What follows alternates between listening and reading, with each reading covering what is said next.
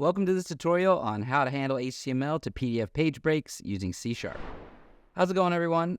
In this tutorial, we'll learn how to add or avoid page breaks in HTML PDFs using IronPDF library in a C#.NET application. First, ensure that you have the IronPDF NuGet package installed in your project.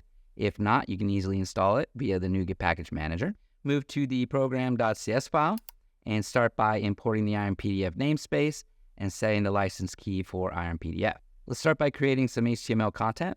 We'll include a table and an image and use the CSS page break after property to force a page break after the table. Instantiate the Chrome PDF renderer, which will be used to render the HTML content to a PDF.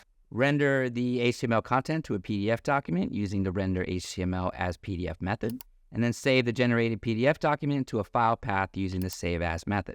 So let's name it page_break.pdf. To avoid page breaks within an image or table, use the CSS page break inside attribute applied to a wrapping element, and this ensures the image or table is not split across pages. For tables, you can avoid page breaks inside the table header by defining the section separately. And for more advanced control, use CSS3 properties, apply page break inside, auto to the table, page break inside, avoid, and page break after, auto to table rows, and define table headers and footers using display table header group and display table footer group respectively. Then run the application to see how the page breaks are added or avoided in the generated PDF. And the PDF is created successfully.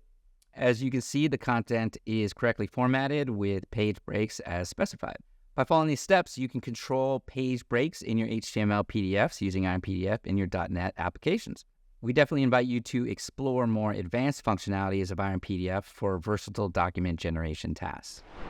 We hope that you found this tutorial helpful. Don't forget to subscribe for more useful tutorials from Iron Software.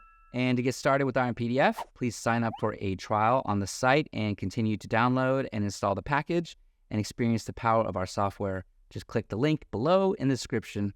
Check it out yourself.